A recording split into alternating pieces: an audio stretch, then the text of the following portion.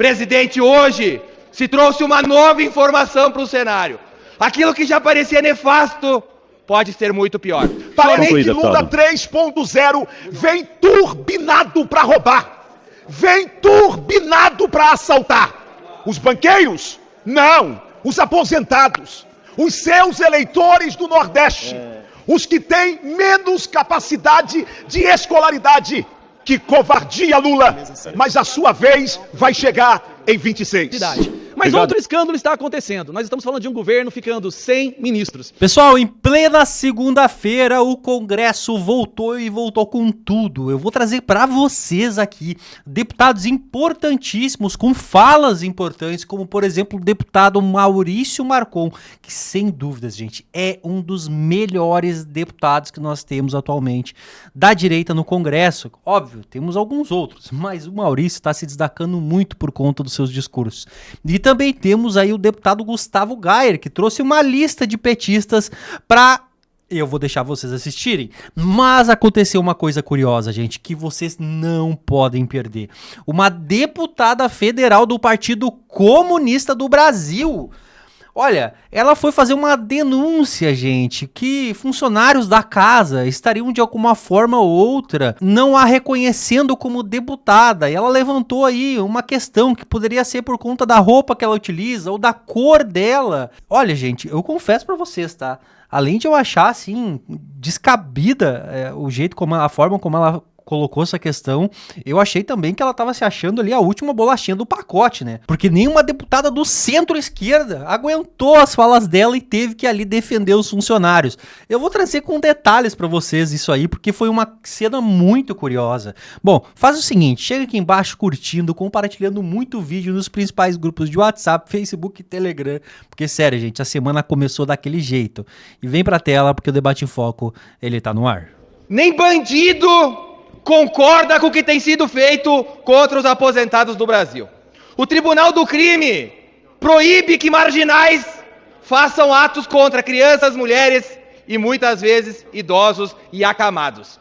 Mas os sindicalistas / bandidos que roubam o pão de cada dia dos aposentados brasileiros não têm empatia nenhuma por aqueles que deixam de comer para sustentar as benesses dos aliados petistas aqui em Brasília.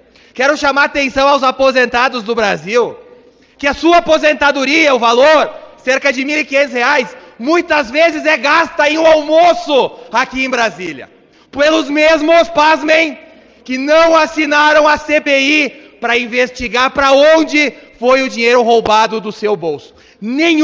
Repito, nenhum parlamentar do PT, do PCdoB, do PSOL, do PDT e do PSB assinou a investigação. Sabem por que não assinaram? Porque é óbvio que sim, uma investigação ainda rasa já se chegou ao nome do irmão mais velho de Lula. É muito provável que cheguemos também ao ex-líder sindical, condenado em 3 instâncias e que já pegou uns bons dias de cadeia. Presidente, hoje se trouxe uma nova informação para o cenário. Aquilo que já parecia nefasto pode ser muito pior. Somente em 2023, e me parece que em 2023 o presidente não era Bolsonaro, era Lula. Cerca de 90 bilhões em empréstimos consignados podem ter sido fraudados. Esse dinheiro tirado dos mais humildes, tirado do pão dos mais pobres. As investigações já apuraram que pessoas do interior, e muitas delas acamadas, foram as mais prejudicadas. Este é o governo de Lula. O que ele fez até agora, mandou seus parlamentares não assinarem a CPI, porque sabe que vai ser pego em mais um esquema de corrupção. Para que isso não aconteça novamente, presidente, apresentei um projeto há poucos instantes, obrigando que para qualquer desconto que o aposentado tem em sua conta, ele tem aqui em uma agência do INSS autorizar. Peço ao brasileiro que nos acompanha, vocês acham que a petezada vai aprovar esse projeto? Garanto a vocês que não, porque eles vivem do suor alheio, do suor dos mais humildes, do suor daqueles que deram a vida para construir esse país. As investigações continuam e precisam acontecer nessa casa, porque quero lembrar o presidente Hugo Motta, é pré-requisito de um parlamentar legislar e fiscalizar o executivo. Se houve roubo e ao que parece foi de quase 100 bilhões, essa casa não pode se furtar. Tenho certeza que o presidente Hugo Motta não vive do salário de aposentado, mas nós estamos aqui para defender aqueles que menos têm representantes. Obrigado, presidente. Obrigado. Presidente, eu queria deixar registrado aqui na casa o assédio que estou passando em todos os momentos que há dentro, tanto no prédio quanto aqui dentro do plenário, né?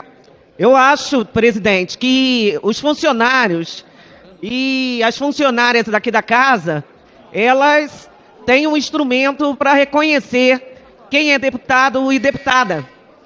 E até mesmo o uso do broche nos identifica quando a gente entra aqui na casa. Então, todas as vezes que entro, sou barrada, né, perguntando se sou ou não deputada. E estou sempre usando o meu brochinho.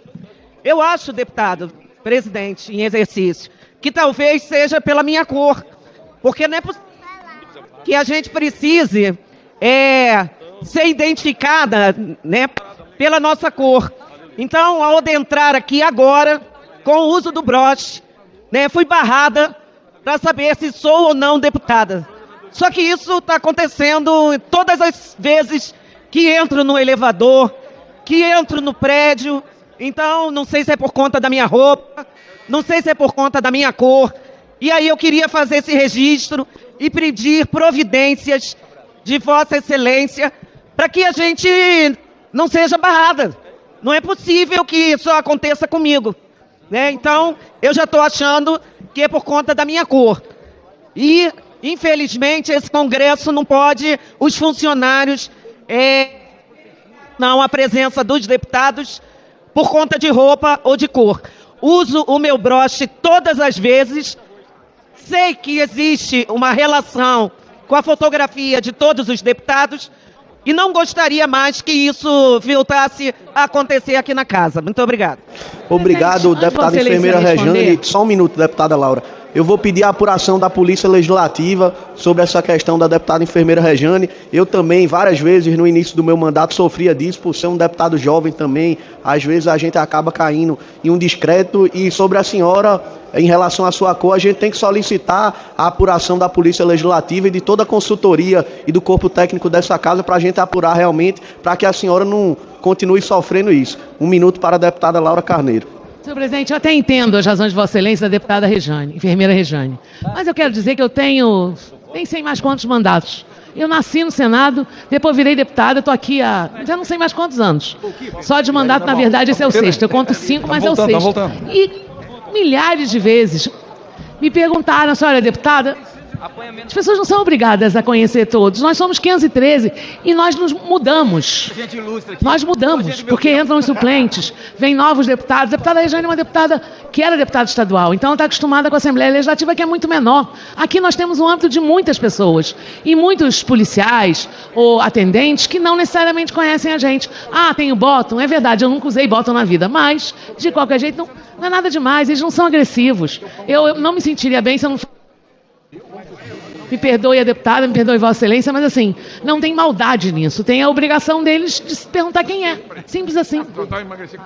Há pouco um deputado subiu à tribuna para falar do presidente Lula em relação ao INSS.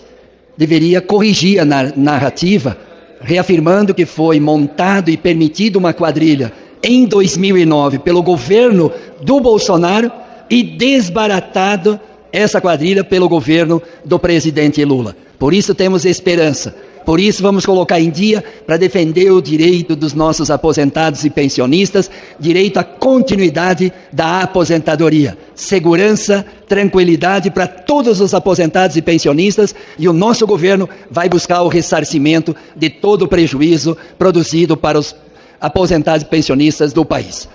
E o outro tema que nos move, nos movimenta e nos dá orgulho de estar do lado do presidente Lula quando ele assume um compromisso com os trabalhadores, encaminha para o Congresso Nacional a isenção do imposto de renda para trabalhadores e trabalhadoras que recebem até R$5.000 e desconto para os trabalhadores e trabalhadoras que recebem de R$5.000 a R$7.000. 15 milhões de brasileiros e brasileiras se beneficiando da isenção do imposto de renda e, de outro lado, cobrando dos super ricos, que são somente 141 brasileiros que hoje não pagam imposto. Vão pagar para construir justiça social e justiça tributária. Parabéns, presidente Lula. O que essas falas têm em comum? Um revolucionário deve se tornar uma fria máquina de matar, motivado pelo puro ódio. Nós temos que criar a pedagogia do paredão. Fala de Che Guevara. Outra fala: um belo paredão, uma boa bala, uma boa par de terra, uma boa cova. Palavra de Mauro Luiz Lazi, reitor e membro do PCdoB. E agora, a última fala criminosa vem do governador da Bahia, Jerônimo Rodrigues, dizendo que Bolsonaro e os seus eleitores merecem a vala. O que há de comum é que todas essas falas saíram da boca de um esquerdista. Sim, esse mesmo grupo que diz que não tem discurso do ódio. Pois bem, eu protocolei junto ao Ministério Público Federal, à Procuradoria-Geral da República, uma notícia crime com pedido de adoção de providências legais contra as falas de Jerônimo Rodrigues, que não adianta dizer que não queria falar, que não adianta pedir perdão, tem que se responsabilizar por esta fala odienta e criminosa contra o presidente Bolsonaro e contra os seus eleitores. O discurso do ódio vem de lá. Eles sempre foram promotores do ódio, mas está na hora deles se encontrarem com a justiça. O presidente Bolsonaro disse: só há crime quando convém ao sistema. Esperamos que o sistema tome providência contra Jerônimo Rodrigues. Bom, essa semana nós com certeza teremos uma semana muito corrida aqui em Brasília. Um escândalo que está superando o escândalo do mensalão, agora já tem até o nome, aposentão. Para você ver, a criminalidade no Brasil diante do governo Lula está crescendo tanto que nem os aposentados e os velhinhos estão sendo salvos. Hoje é muito mais perigoso, no sentido de ser assaltado no Brasil, ser um idoso, do que atravessar as regiões controladas pelo narcotráfico, PCC e todo o eleitorado do Lula. Mas eu queria aqui fazer um agradecimento especial, eu até preparei uma lista para isso, para agradecer o nome dos parlamentares do PT, do PSOL e do PDT que assinaram a CPI para podermos investigar esse escândalo dos mais perversos que já se viu no Brasil. Então eu preparei a lista para agradecer essas pessoas. Infelizmente não tem nenhum nome na lista, porque nenhum parlamentar do PT, do PSOL, do PDT, da esquerda assinaram a CPI para podermos investigar o maior e mais perverso esquema de corrupção que o Brasil já viu. Já disse uma vez, supera o mensalão em valores e supera o petrolão em perversidade. Mas outro escândalo está acontecendo. Nós estamos falando de um governo ficando sem ministros. O Lula, infelizmente, já não consegue mais contar nos dedos a quantidade de ministros que tiveram que ser demitidos por causa de escândalo, porque já foram 5 ministros e o ladrão de 9 dedos só tem 4 dedos em uma das mãos. Mas vamos lá. Nós tivemos o Silvio Almeida, o ministro taradão, que foi demitido por assédio sexual. Tivemos o Gonçalves Dias, aquele ministro que mentiu na CPI do 8 de janeiro. O Juscelino, esse foi demitido por desvio de emendas. O Lupe, que todo mundo sabe agora, que foi demitido 2 vezes, não só uma, 2. Uma na Dilma e uma com Lula por esquema de corrupção. Hoje nós tivemos a querida Cida Gonçalves, demitida por assédio moral. Esses são apenas os 5 que tiveram que ser demitidos por escândalos. Não vou nem falar da Nízia Trindade, do Ministério da Saúde, que vai ter que responder como sumiu 44 bilhões que está sendo investigado pelo TCU, ou Paulo Pimenta, com o escândalo da superlicitação. O curioso é que um governo que está demitindo as mulheres. Engraçado, né não, Marcon? Era o governo que veio resgatar a força da mulher e está batendo recorde de feminicídio e agora está demitindo as suas mulheres. Voltando ao escândalo do INSS, muita gente está falando que foram apenas 90 bilhões. Não foi 90 bilhões. 90 bilhões é se você contar apenas um ano que está sendo investigado. Se formos levar em consideração 2023, 24, 25, são 150 bilhões de reais que podem ter sido roubados dos idosos aqui no nosso país. E o curioso, ele rouba justamente aquele povo que vota neles, né, Marcon? Isso é tão curioso. Bom, e para concluir, presidente, nós estamos entrando numa situação onde o governo ficou tão radioativo, tão tóxico, que nem os partidos de centro querem fazer parte mais de ministérios. Pela primeira vez na história, nós estamos testemunhando os partidos do centro dispostos a entregar os ministérios, porque estar junto desse governo é muito mais prejudicial do que benéfico, que as eleições estão chegando e ninguém quer estar perto de um governo tão radioativo. É isso, eu acho que a gente vai ter uma semana muito boa, mais ministros vindo aí passar vergonha, tentando passar pano para esse governo. Olha, teve um deputado mais cedo que falou sobre essa questão do INSS, esse roubo dos aposentados, falou que a Polícia Federal está investigando. concordo, a Polícia Federal está trabalhando, temos que dar um voto de confiança, mas eu acredito que cabe sim a CPI ou a CPMI para nós investigarmos mais a fundo, inclusive as entranhas políticas, para ver se tem envolvimento de políticos graúdos nessa roubalheira, o porquê, o descaso do próprio INSS. E eu também estou vendo o seguinte, eu confio na Polícia Federal, eu não confio na Justiça.